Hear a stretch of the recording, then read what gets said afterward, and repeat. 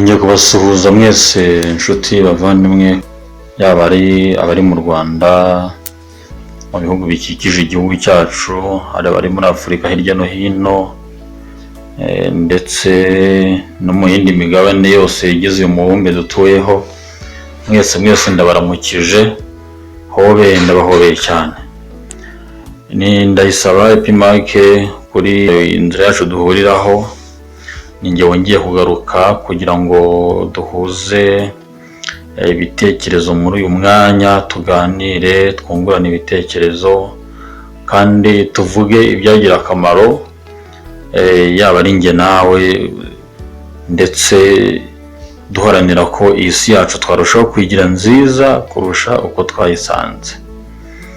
Mu bihe byashize rero nagiye mbabwira ku bagiye babyumva ko ndimo ndategura uburyo bushyashya numva bw'ingirakamaro, kandi twajya twunguranamo ibitekerezo, twajya dukora ibiganiro mu buryo butandukanye ku ngingo zigiye zitandukanye zigize ubuzima bwa muntu, kugira ngo ibintu birusheho kutubera byiza uko bukeye n'uko bwije. Rero ku ikubitiro numva nateguye ko twaganira uburyo wabana n'umuntu ufite ubumuga, cyane by'umwihariko ufite ubumuga bwo kutabona. Rero nk'uko mubizi, abantu bafite ubumuga bwo kutabona mujya mubabona, yaba ari aho mwabyirukiye, yaba ari aho mwabaye, yaba ari aho mugenda mubabona, abandi barabanye, abandi mwarakoranye, ahantu henshi hagiye hatandukanye. Rero ubumuga ni ikintu cyiza umuntu ashobora kuvukana, cyangwa se ugahura n'ubwo bumuga ukiri mutoya, cyangwa se ugahura nabwo uri na mukuru yewe, kuko ubumuga burya ni nka accident biza umuntu atabitekereje. Yaba ari ku mubyeyi, burya ntabwo aba azi ko hari igihe kizagera akabyara umwana ufite ubumuga.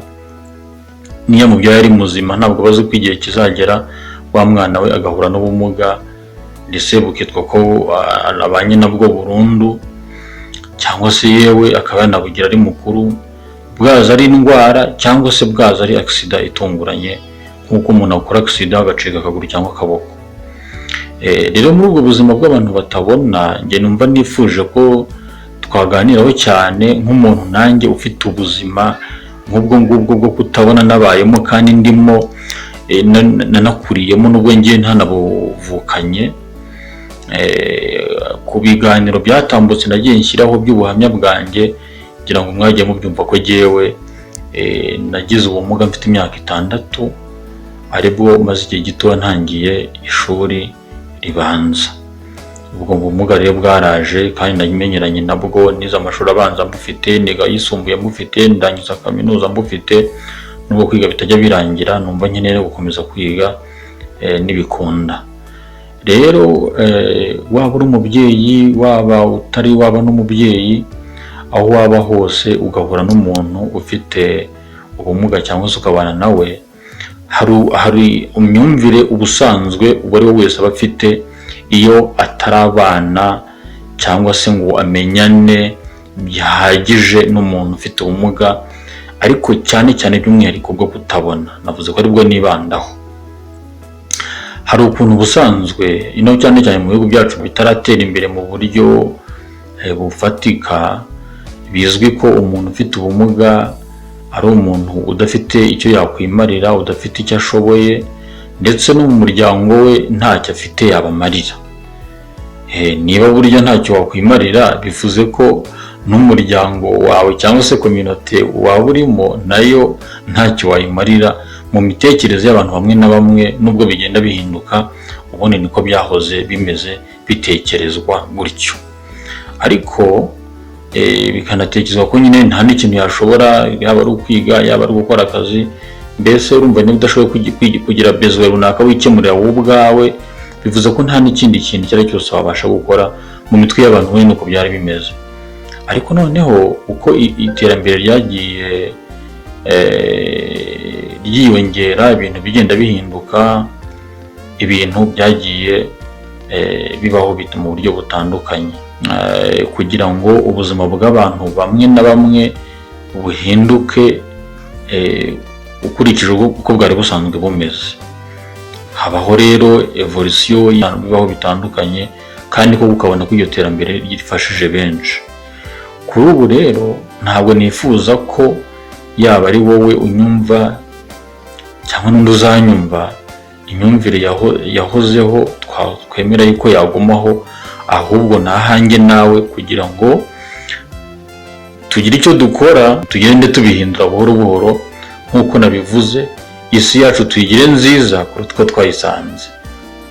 Ubwo rero umuntu utabona ni umuntu mu by'ukuri ushoboye, wagira icyo yakwimarira, wagira icyo yamarira umuryango avukamo, cyangwa se na community cyangwa na societe yose yaba arimo, kandi akayifasha gutera imbere mu buryo bumwe cyangwa ubundi.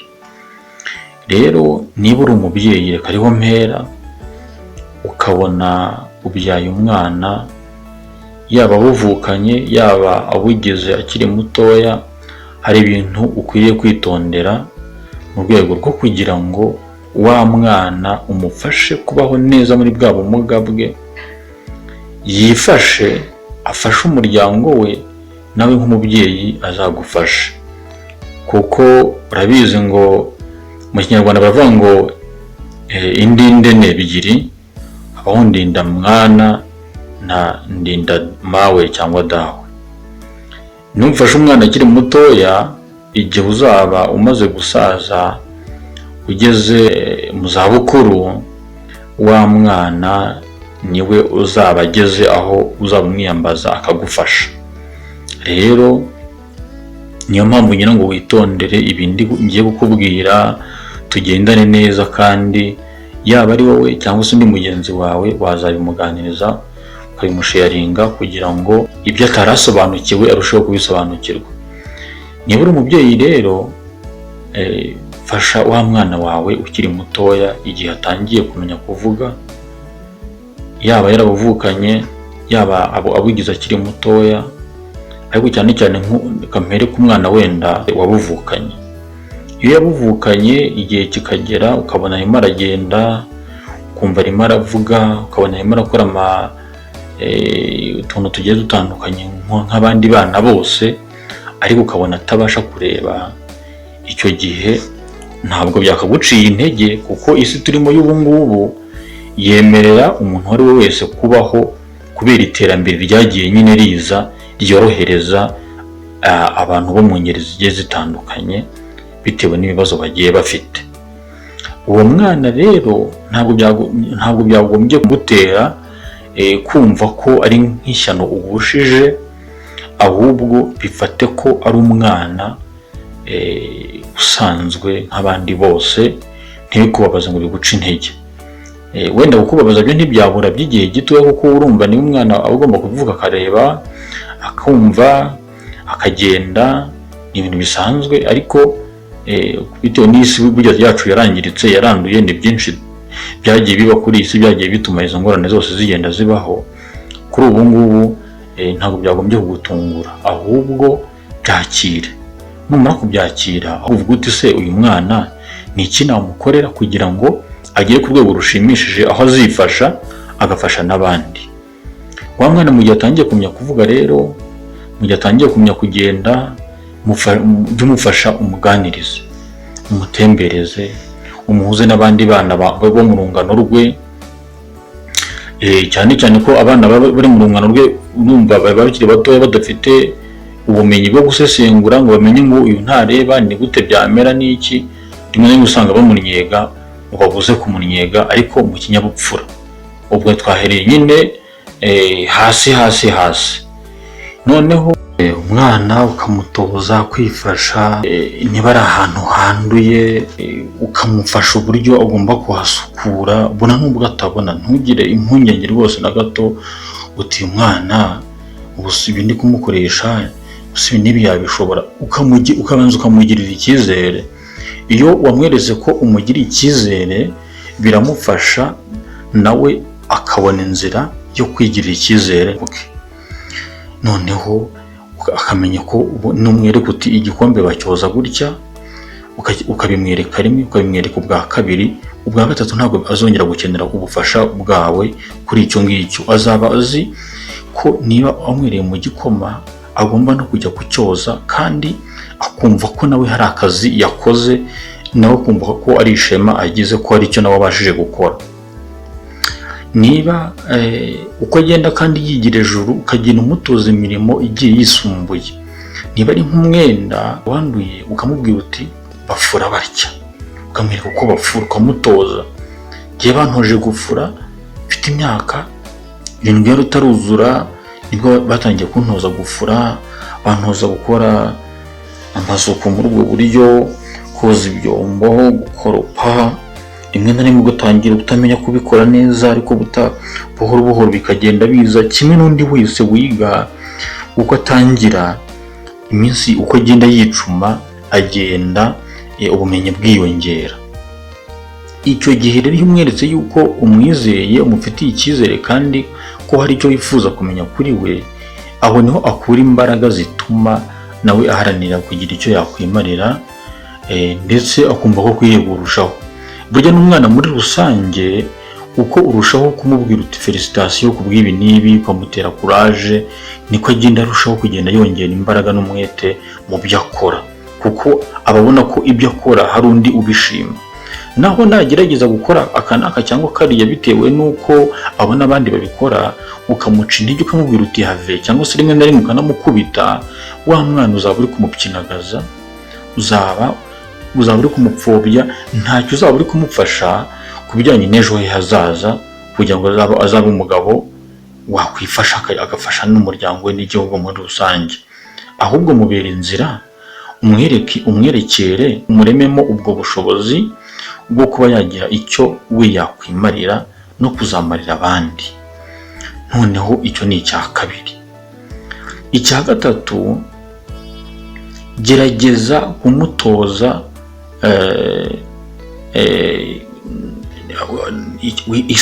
isuku ye ubwe. Noneho uretse ko iyo noneho yo inina yibanza, kandi ni ikintu ugomba kumutoza mpaka abaye mukuru, kuko urumva umwana isuku ye ibigomba kwitabwaho mu buryo buhagije, kuva akivuka kugeza igihe azaba amaze kugira ubushobozi bwo kuba we ubwe yabasha kwikorera isuku.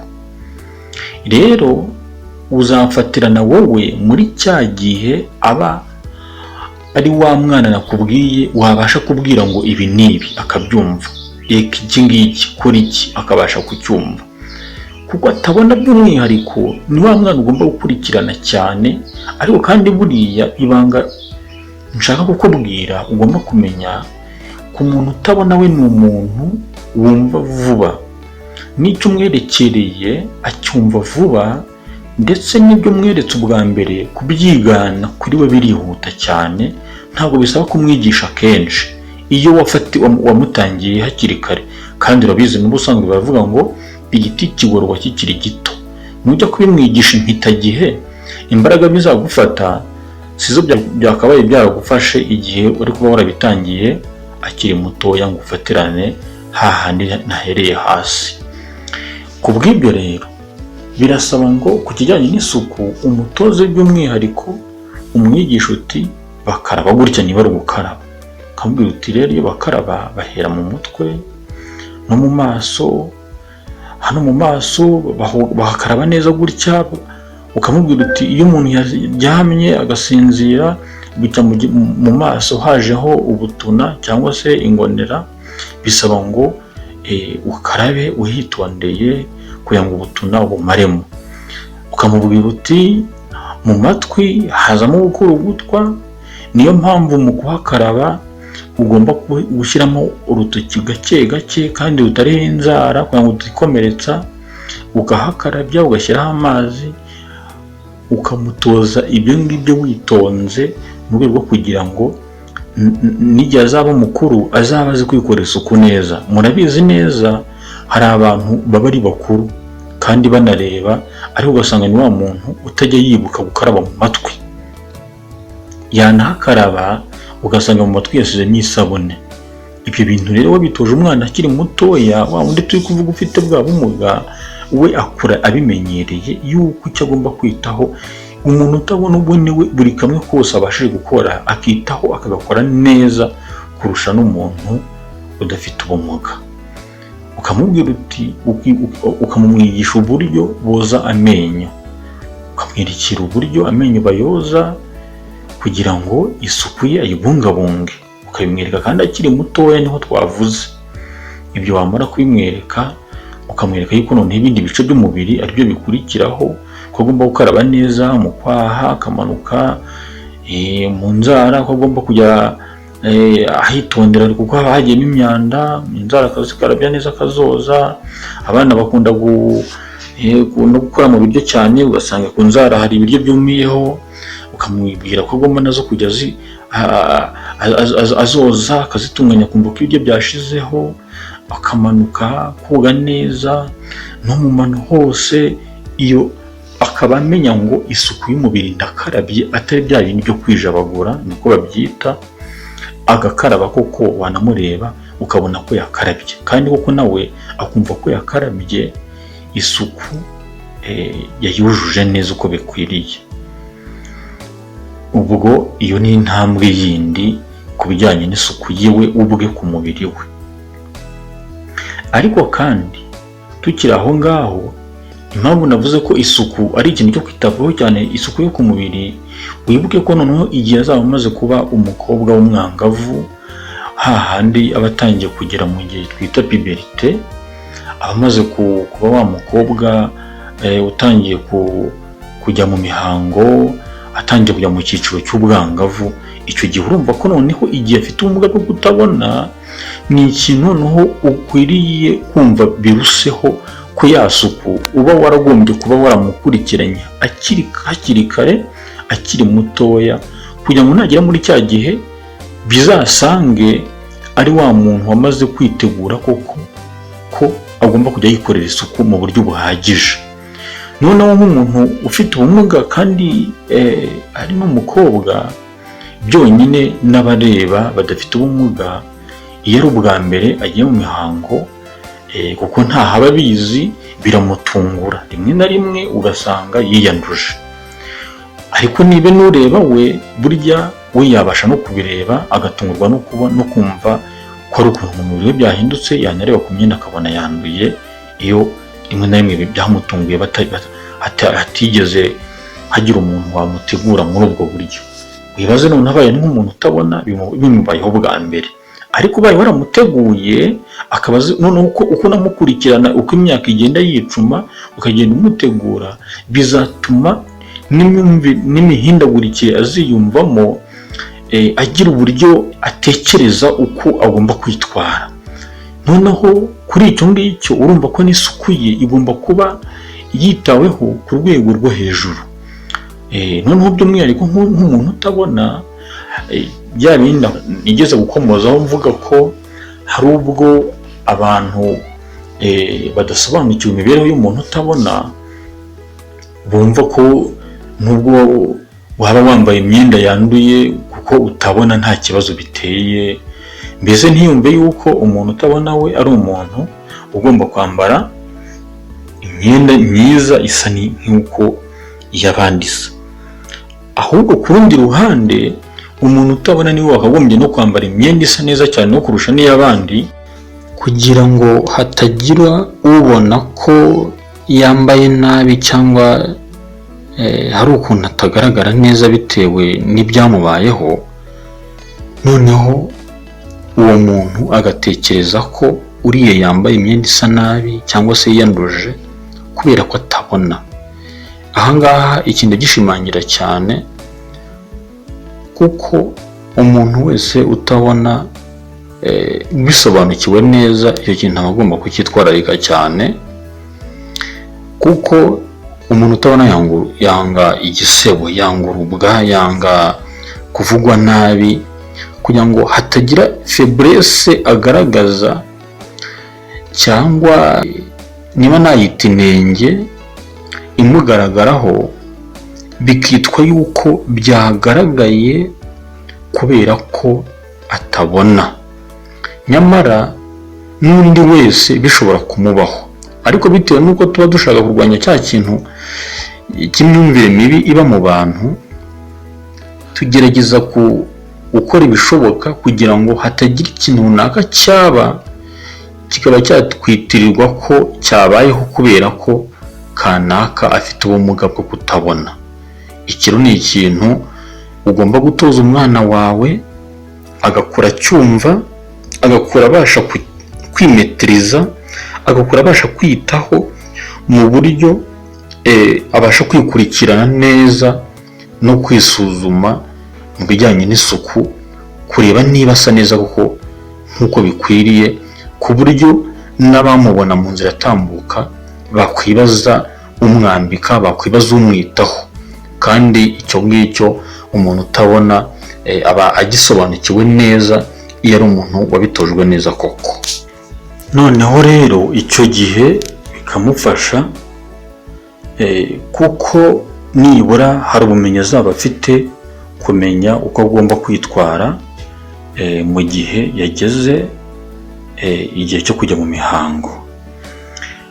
Kandi isuku nk'uko ari ngombwa cyane mu gihe nka kiriya, aba agomba kubimenya mu buryo buhagije kugira ngo igihe bizaba bitazamutera ipfunwe byaramuka bimubayeho atarigeze abiteguzwa cyangwa se abyigishwa. Igihe byamubaho muri ubwo buryo ugasanga hari ubwo wenda abyitwayemo nabi kuko nta bumenyi abifitemo, icyo gihe bimutera complexe, bimutera kumva hari uburyo nawe ubwe atisanzuye neza, kwiyumva ko nawe ubwe hatari uburyo ari kwiyumva neza, bikamutera ipfunwe.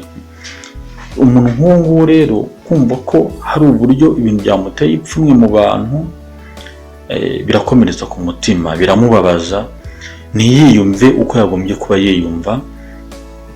Ariko ubaye waramuteguye ku gihe akabimenya, isuku irabashije kuba umuntu ubasha kwikorera isuku mu buryo bufatika, icyo gihe niyo mwaba mugendana yarabaye n'umuntu mukuru, aba agomba kuba ari umuntu uzi kwambara neza, uzi gukora isuku neza rwose, naho utambutse muri kumwe bakabona ko nibura ari umuntu mutambukanye usa neza. Isuku ni nziza rero ku muntu uwo ari we wese, ariko ku muntu utabonaho we ni ibintu agomba kwitaho cyane, kuko kumva yuko hari uburyo yambaye imyenda yanduye, bamwe na bamwe bafite ya myumvire twavugaga, hari n'ubwo bo bavuga bati nta kibazo se ko atabona hari icyo bitwaye, nk'aho umuntu utabona ari ugenewe kwambara ibintu bidafite epfo na ruguru, bidafite isura, bimugayisha. Ahubwo yakabaye nawe wambara ibisa neza kurusha n'iby'abandi, mu rwego rwo kugira ngo agaragaze yuko nubwo atabona ariko ibintu bisobanukiwe, isuku ayizi neza. Mujya mubibona ko hari n'abantu bakaraba burya ntibamenye no gukaraba neza, yakaraba ugasanga isabune yayisize mu matwi, wareba mu matwi ye ugasanga ntajya yibuka gukuramo ubukurugutwa. Ariko ku muntu utabona ubizi neza, azi neza yuko n'uwabimubonaho byaba ari nk'igisebo, kuko ashobora gutekereza yuko atabizi cyangwa se byamubayeho kubera ko atabona, icyo kintu we aracyitwararika ku rwego rwo hejuru, kwanga yuko hari inenge yamugaragaraho bikitwa yuko byabaye kubera ko atabona, kandi n'undi wese ari ikintu gishobora kuba cyamubaho. Ubwo iyo ntambwe nayo turayirangije. Indi ntambwe noneho ni intambwe irebana no ku bijyanye isuku yo mu rugo. Isuku yo mu rugo ni ibana n'umuntu utabona, wagombye kumenya ngo iki n'iki giterekwa aha, buri kimwe cyose kikaba gifite umwanya wacyo kigomba kuba kibarizwamo. Niba ari ibase, ukaba uzi ngo ibase yo gukarabiramo iterekwa aha, ibase yo kogerezamo ibyombo ibikwa aha. Ibyo akaba bizi ko ari ahantu hatandukanye kandi utagomba kujya uzivanga, kugira ngo atazavanga ibase yo kogeramo n'iyo gukarabiramo. niba teremosi igomba kuba iteretswe mu kabati, ukaba uzi neza ko ariho iri koko, utazayihakura ukayitereka ku meza kandi wazi neza ko najya kuyishaka azajya kuyishakira mu kabati, kuko icyo gihe ashobora kuza mu gihe ari gushakisha nk'ikintu we yateretse nko ku meza, niba ari nka telefoni yarambitse ku meza ni urugero, mu gihe arimo arayishaka ugasanga ahutaje ya teremosi iraguye iramenetse mu buryo atigezeho atekereza, kuko yahateretse utabimubwiye. Kandi icyo gihe waza ugasanga wenda hari nk'ubwo wenda umubwiye nabi utisubiye n'ibindi bikukiyobye, kandi mu by'ukuri ikosa ariwe warikoze, kuko wayivanye aho igomba kubikwa uyitereka ku meza kandi atariho teremosi ibikwa. Urangije noneho ntiwanamubwira uti uze kwitonda ku meza nahateretse teremosi. Icyo gihe ariko wabimubwiye uramufasha, ariko nawe wifasha, kuko bituma ibyo bintu bitangirika. Icyo ni kimwe. Ikindi, niba ashaka gukoropa, kuko twavuze ko ari wa muntu ugomba kuba waratojwe isuku akiri mutoya, hahandi yamenye no uko bakoropa. Niba rero urugero ashaka nko gukoropa mu nzu, kuko ibi ntibigutangaze kumva ko umuntu utabona yakoropa, ibyo rwose ni ibintu byoroshye cyane, twarabitojwe twe tukiri batoya. Umuntu utabona abasha gukoropa ndetse agakoropa neza cyane mu buryo utabasha gutekereza. Niba rero bigeze aho yumva ashaka gukoropa, noneho akaba ari nk'ikintu washyize mu nzira kitari kiri mu nzira, wenda wateretse nk'inkweto ahantu zitagomba kuzishyira, mu gihe arimo arakoropa wenda igihe atitonze wenda gukora atansiyo amenye ko hari ikintu kiri mu mayira, ugasanga arimo aratwara amazi, ugasanga inkweto zawe zimennyemo amazi kandi ufite gahunda yo kuzambara. Icyo gihe uzaba umuhemukiye, uzaba umukoresheje ikosa, ariko mu by'ukuri ari ikosa wowe wakoze, kuko inkweto wazishyize aho utagomba kuzishyira. Inkweto arazitoheje bitumye utazambara, nyamara arizo wari wateguye kwambara.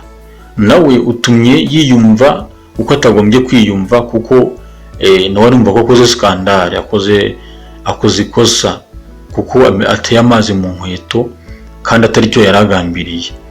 Ariko uri umuntu wamenye uko ugomba kwitwara mu mibanire yawe nawe, uri umuntu uzi kwiha gahunda no kwiyorganiza muri wowe, utajagaraza ibintu, ikintu kamenya umwanya kigomba kuba kirimo, icyo gihe birakorohera nawe bikamworohera, kuko mubana neza, akabaho niyumva ari à l'aise, ibyo akora yumva bikora neza, nta muntu abangamiye, nta bintu yangiza, akumva ko arimo arishyira akizana.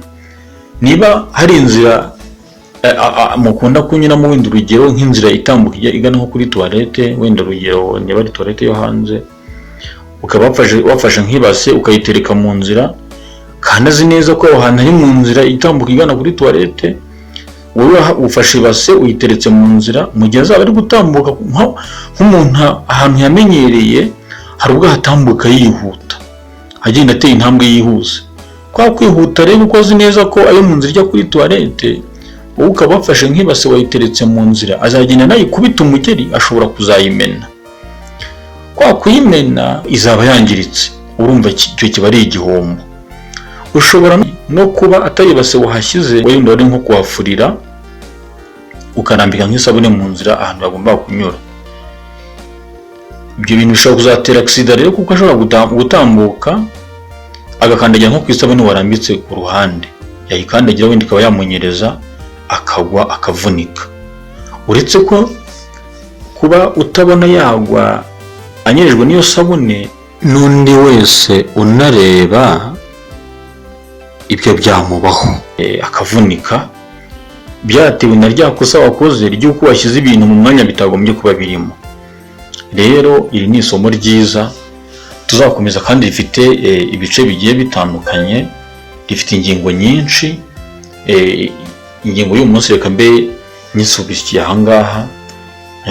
Ubwo nagushishikariza kuzatega amatwi igice kindi kizakurikiraho, tureba ku zindi ngingo zindi zishamikiye kuri iyi ngiyi ndende, ariko nanakwibutsa gukanda kuri subscribe gusharinga no gukanda kuri like, ariko mukampa na comments kugira ngo ibyo nkora niba mubishimye mbimenye, niba munabinenze munambwira icyo nakosora, hanyuma isi yacu tuyigire nziza kuruta uko twayisanze, maze ubundi twigumire mu buryohe, tuganire ibintu byiza bifite akamaro biryoheye abantu bose.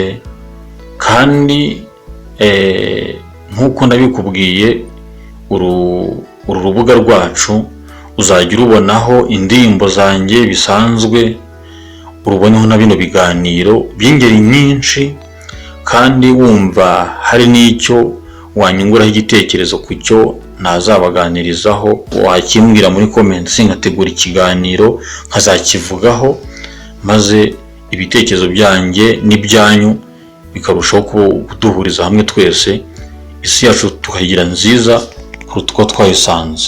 Ndabashimira rero, mugubwe neza kandi Imana ikomeze kubarinda. Ciao ciao, turi kumwe naho ubutaha.